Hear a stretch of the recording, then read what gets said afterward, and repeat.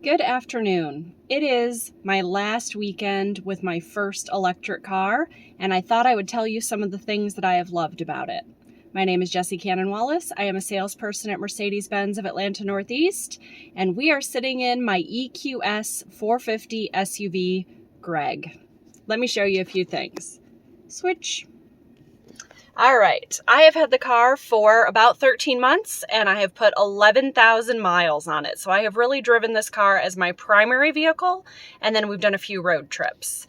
You can see with 31% battery, I've got 111 miles of range, which translates to about 350 miles on a full charge, which I believe to be accurate for the length of ownership while I've been driving this car.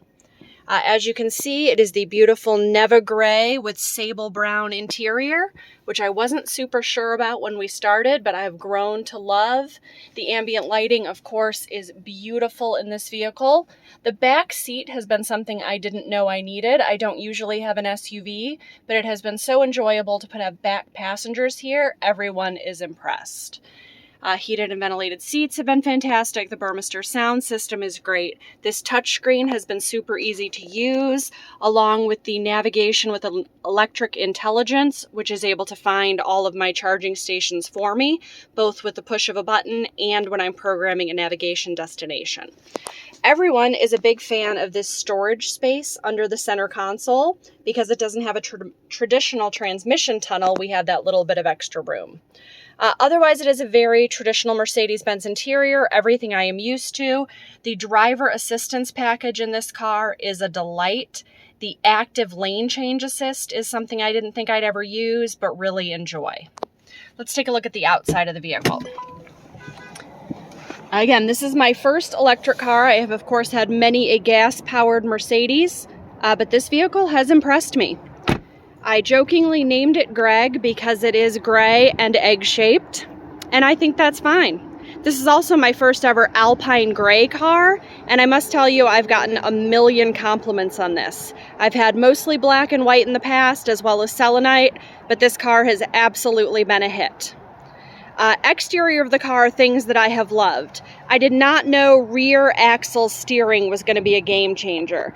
These wheels turn 10 degrees at low speed in the opposite direction so that you can squeeze this big car into really any parallel parking space. It has been so easy to drive. It has a huge amount of rear storage. Again, I'm not normally an SUV driver, so that was kind of new for me.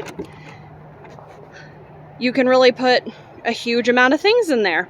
This is a reversible cargo mat, which again, I have loved, considering stealing it for my next car. I won't, I promise. Whoever purchases this car next will get all of the stuff that came with it. Power tail. Oh, this is something unique in this car. See how thick that tailgate is? I've noticed this with all of our electrics. That gets dirty. You got to make sure to wipe that down when you do a car wash. Fueling has gotten so much better. There absolutely was a learning curve with having my first electric vehicle. This did take me a minute to get used to. But all of us who got them, there were 8 of us who got them at the same time, who've had them for about a year, have agreed that the electric system has gotten so much better in the last 12 months. There are more places to charge, they are more reliable to charge, and we haven't had nearly the issues in the last 3 months, 6 months even, that we had in the first 3. Some of that being user error, some of that being infrastructure improvements. Okay, running boards, absolutely did not want them. Love the way they look, have not been an issue. Big fan. So overall, my electric vehicle experience has been great. A little bit of a learning curve in the beginning, and then I have loved it ever since. I would absolutely consider another one. If they made an electric convertible, that would be my first choice, but since we don't have an electric convertible just yet, we'll have to wait and see what the next offerings are. I've had the EQS. I did have one of my coworkers just switched from the EQS to the EQE, and he is loving it pretty equally. And then 3 people, I believe, got EQS sedans and are all considering another electric as well. So I do not consider there to be any major drawbacks in this unless you had to make an emergency trip out of town. Like I said, I've been to Florida a couple times in mine. I went to Pensacola, so I can stop along the way. There's 3 different places that you can stop and get a charge, and it's been easy. So if you are considering an electric, I have had a lot of practice now. I'm so glad that I got to drive one for a year. I am happy to answer your questions and talk about pluses and minuses and if it could work for you. Pano roof is always a big plus. But look at this gorgeous car. We called it the spaceship because it is the future. And I have enjoyed driving it for the last year. I hope to have another electric car when the time is right.